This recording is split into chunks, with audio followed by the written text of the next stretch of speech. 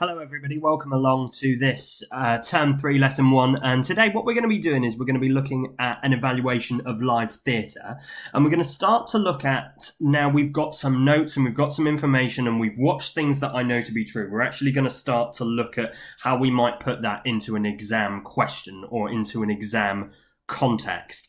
What I'm going to try and do with you this term is, instead of just focusing on live theatre, which will be very, very dry, I'm going to chop and change between live theatre, Our Country's Good. We'll look a little bit at some of the Component 3 extract work as well. I know that you did a performance of Saved, and I might be asking you to upload some of those notes from that as well. But today what we're going to do is we're going to look at live theatre. So what I'm going to ask you to do is I'm going to ask you to recall some key moments to start off with from things that I know to be true. Then what we're going to do is we're going to look at an exam style question. I'm not actually going to share with you the question today, but we are going to start to look at some of the language that's used within that. And then we're going to apply some of that knowledge of that language to build a plan for an exam question, and we're going to be using the circle map to do that, which I know that you're familiar with, so hopefully that's going to be nice and easy and clear for you today. Okay, the resources that you are going to need is you are going to need a piece of paper. You are going to need 2 different coloured pens for note taking. You're going to need Digital Theatre Plus opened with things that I know to be true loaded, ready so that you are able to watch that quickly. And you are going to need the circle map resource that I sent to you with this video via email. So I'm going to ask you to pause the video now. I'd like you to go off and get that stuff ready and come back when you are finished. Okay, welcome back. So, very, very nice, easy starter task for you. In chronological order, identify 6 moments from things that I know to be true. 6 vital moments from things that I know to be true, written as they would appear in order in the play. Pause the video now, come back when you've completed that task. Only a 2-minute job. Do not spend lots of time doing it, just 2 minutes. 6 key moments in order as they would appear in the play. Pause the video now.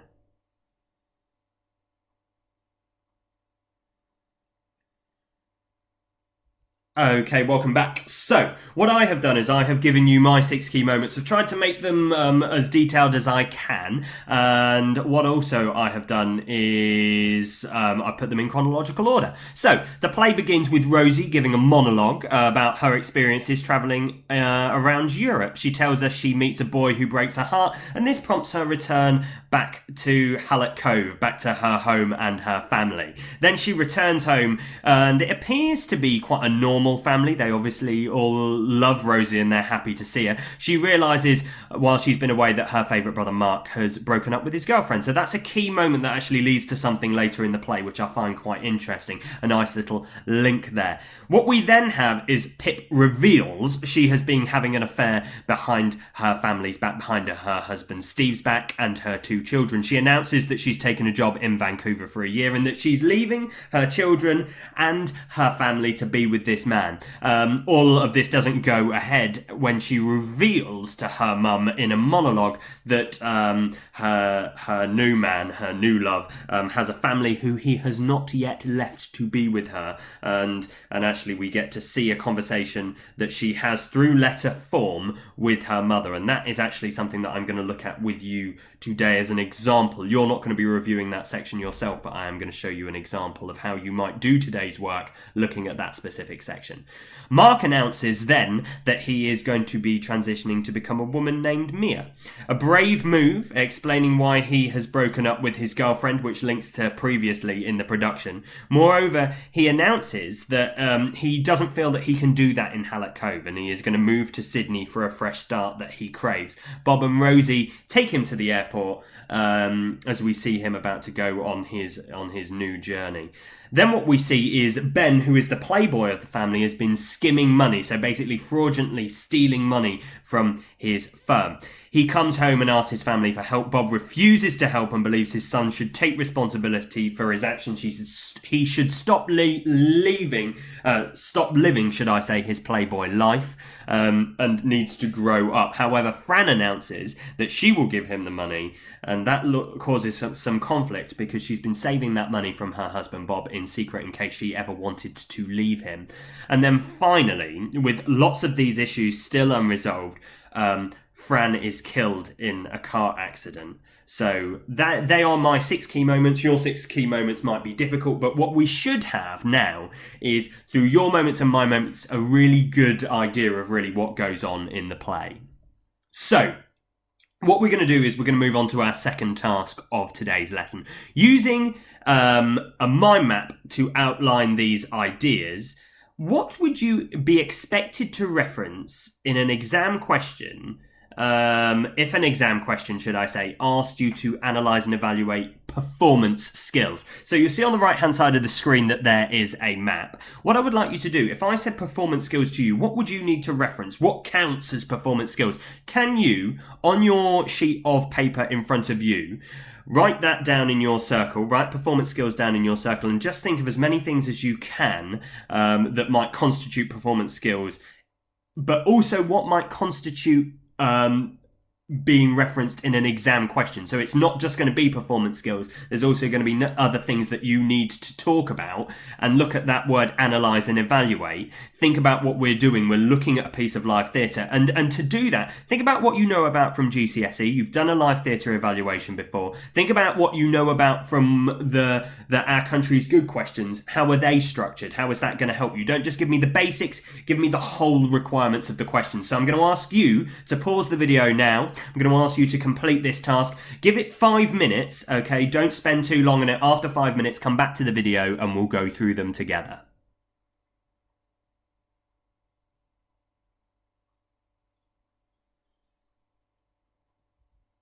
Welcome back. Okay, so you can see in front of you now on the screen, you can see lots of things that I have referenced, and I've got these straight from the examination criteria. So what I'd like you to do, in the bottom left-hand corner, a box has appeared. In a different colour, I'd like you to add these to your work. So let's start off with the bare basics, okay? Vocal skills, physical skills. Really, really easy things that you can use. They are things, actually, that you might not think immediately, because it uses the word performance skills and not vocal and physical skills, as might have been done at GCSE. They might actually appear in an A-level question as well, but vocal and physical skills and examples of those, okay? Changing appearance, ensemble work could also come under performance skills. An observation of whether it's naturalistic or non-naturalistic, and some of the techniques that maybe were used within that performance. Characterization, including changes in characterization. For example, have they aged up or down? Has their feelings or emotions changed throughout a scene or throughout the play as a whole?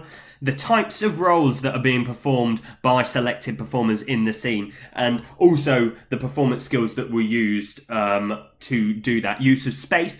Again, costumes, accessories and props. I would avoid that, just because there will be a question that asks you about the more technical or design elements of that. And if you're desperate to answer that, I would probably err on the side of answering that exam question, but you can do it. You're going to need to use and identify specific moments, delivery of specific lines, interaction between performers, use of eye contact, and then also you need to give me examples of the emotions that maybe are being shown, okay? So really, it's very, very similar to as we've been doing in preparing Our Country's Good. You need to give me a moment. If you can, give me a quote with that as well. You need to describe the theatrical skills, the performance skills in this case, that are being used. You need to analyse what the use of those performance skills show about the character, about that character's feelings, emotions, circumstances, and then finally evaluate the impact that had on you as an audience member, maybe other audience members. Was it good? Was it bad? Could anything have been improved? And that really takes us through what we would need to include within a live theatre review question. So I'm going to ask you to pause the video now, get down any of those pieces of information that you haven't got, and then move on to the next task with me.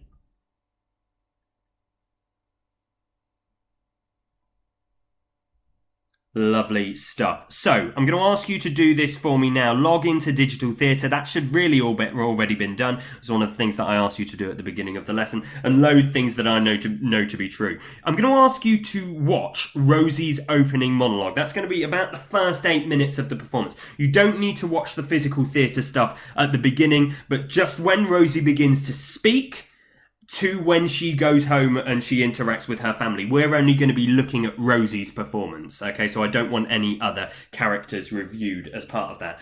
And your task really is this. I want you to note down in a format of your choice just 3 significant moments in that monologue where performance skills are used effectively to communicate the emotions of the character. Now, this is not the question. This is not the main task, okay? Just watch the video and just think, oh, that's a really good moment. What I'll do is I'll write down maybe the vocal and physical skills that she was using, the use of space maybe, whether she was directly addressing the audience, any kind of performance skill, describe it, give me the moment, because it's going to help you later when you come back to it. Okay, but we have to be thinking about how it links back to communicating the emotions of the character to the audience. So what I'm going to ask you to do is this. Pause this video now. Go watch the first 8 minutes of things that I know to be true and come back when you've got those 3 significant moments highlighted and identified, and I'll take you through the main task for today's lesson.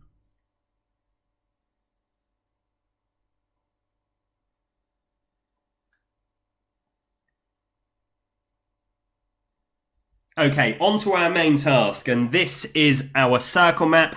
You will have seen these before. Notice if you look at the bottom half of the screen, and in that section of the map it says moment, describe, analyse and evaluate. Very, very similar to the things that I have just spoken about with you when talking about structuring that exam question. So I am going to go through with you how we would set out our work for our 3 different sections. 3 different moments within Rosie's monologue, and then I'm going to go through an example with you. Now, I'm going to tell you this is an example. It's not really an example of best practice. It is just what you should be doing. It's giving you an understanding of what is expected, but I'm going to obviously expect yours to be much, much more detailed and much better than this. So, in circle 1, you need to give me a moment within the monologue and describe this moment clearly. Use quotes, if you can, to pinpoint that moment. So you will see in my example, we've got, during Pitt's monologue, through a letter, she is explaining to her mum about the man that she has left her husband for and how he is married. Now, notice that my example is not Rosie's monologue. I'm not making it that easy for you. I'm giving you another moment. I'm giving you Pip's monologue. So this is a moment that I looked at instead. So it's giving you an understanding of an idea of what you need to do, but not making it easy enough to give you one of the answers that you need. So first circle, moment and a quote, if you can. Now, if you want to use more than one quote to talk about the progression of the character, naturally you can do. Okay, in circle 2, identify clearly the performance skills that were used, and I've done that in purple. If you can see on the screen, I've put my keywords in purple. There's no need for you to do that, but you can do if you want to. And then describe how the actor playing Rosie used them. Okay, her surname is Oswald. If you want to use that within your notes, you are more than welcome to do so. So, as you can see, in my second circle, I've put, she stutters as she delivers the line. Her volume is slightly louder than natural, and I'm talking about why that is in a moment. She pauses between and on the words good and on the words fine. Her facial expressions, I've given a really detailed description of that. So her eyes are wide, eyebrows raised, her face is screwed up. Okay, it's showing us clearly how she feels, and I'll talk about that in my third circle for the analysis, but we've got to have really good descriptions. Again, that should be nice and easy. Look, I have not written paragraphs for that. I've just given you kind of 4 key points from that moment. Okay? Then I'm looking at circle 3. So in circle 3, I need to explain how the actor's use of those performance skills effectively communicated the emotions of the character to the audience. So notice that in the previous task, I asked you to select 3 moments. I asked you to select 3 moments that were really effective in communicating the character's emotions to the audience. Okay, so in my third circle, looking at that now, the increase in volume is used ironically. The volume demonstrates that she is almost ashamed of her actions. Okay, this loudness, this loud volume communicates her shame clearly to the audience, but also demonstrates that she is aware, maybe the shame that her mother would feel. It's almost like she's overcompensating. She's saying to us, he's married to a woman who is good and who is fine, and I'm horrible. I'm awful for taking that man away from his family, and I have done the same to my family. So we're almost starting to see her regret, her stubbornness also shines through in that moment as well. So you will have watched that Rosie's a very different character. You're obviously going to have different feelings and different emotions demonstrated through Rosie's performance, but we've got that really clearly through Pip's performance. Now, and you can see also I've analysed her facial expression, so her facial expression is apparent in showing the disgust that she feels towards herself. The scrunching up of the face shows that to us really, really clearly. It demonstrates that she's upset, because again, we scrunch our face up when we cry. As I say, we've got the character possibly trying to hold back her tears. Her eyebrows are raised in almost that stubbornness that we see in that character, that kind of, I know that I've done something wrong, but I'm too proud and too stubborn to admit it. I'm a strong person. I don't like admitting that I'm wrong. And again, we see that with the wideness of her eyes and the raising of her eyebrows, and again with that kind of screwed up face. And then what we have in the final square, okay, looking at this final moment, evaluate the impact that this moment had on you as an audience member. Okay, was it effective in portraying the required emotions circumstantial to the specific scene? And again, I apologise that that's a full stop and not a question mark. I've only just seen that, but I'm not going to stop the video to change it. But yes, what we need is to be thinking, oh, that was really good, and this is why it was really good. This is why it impacted me as an audience member. This may be something that could change. Okay, so you are evaluating. Evaluating is almost saying, what was effective? What was less effective? What could have been done differently? What was the best part? And why did that hit you emotionally? So, what we can see in our final square, if we look to the top left-hand side of the screen, the volume is effective in communicating the guilt she feels and is trying to hide by almost overcompensating that volume. I recognise, so notice that I have given my perception, my opinion. I recognise the stubbornness of the character through the use of volume, and I felt that this was an effective, naturalistic portrayal of other people, of everyday people in that situation, trying not to admit that she's wrong, trying not to show her depression through the words that she is showing to her mum, trying not to say that she's probably made a mistake, that everything has not turned out as perfect as she has envisaged, and that she probably should have stayed at home with the safety of her former husband. Now, again, you can go much, much further in being evaluative. I think that's a reasonable example, the one in the top left-hand corner, but I think you can go much, much further in saying, this is what I thought could have been improved, and this change might have better impacted me, and these emotions were clear, but actually, do you believe that artistically the dialogue suggests that different emotions should be portrayed? And then finally, in the bottom corner, I think this is the best critical example. And when I mean critical example, I mean one that you could probably change, one that you need to improve. So, her facial expression is apparent in showing the disgust that she feels towards herself. It further demonstrates an upset with the character trying to hold back the tears, possibly because of the shame. So again, I'm giving my opinion when I'm saying possibly because of the shame of her mother's disappointment, but also maybe because of the guilt she feels for breaking up the family. I haven't really been that evaluative there. I really should have said, I thought the scrunching up was really effective. I saw the emotions of the character. I saw the breakdown of that stubbornness when she begins to tear up. And I felt actually an emotional connection that maybe I hadn't seen, because the character can appear quite cold. Now, obviously, what you have with Rosie is you have somebody that's a lot more naive, a lot more vulnerable. So when you come to evaluate Rosie, you're obviously looking for much different things, or vastly different things, should I say, than you would be looking for in Pip's character. Okay, so you've now seen my example. What I would like you to do is this. Your task is to get your circle map up in front of you. I want you to fill in the 3 sections. Now, if you would like to, you can make notes on the PowerPoint document. So as I have done,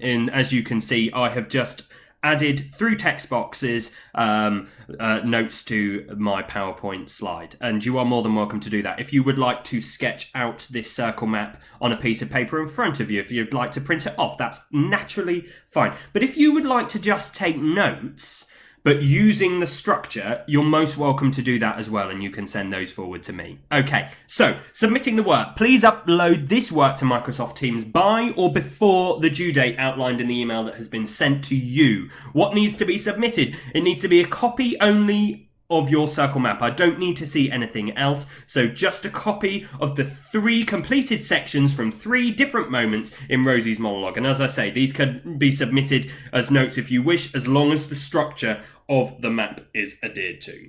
So, I hope that's been really clear. Do email me if you have any questions. Thank you ever so much. I'll speak to you again on Friday. Stay safe, stay well.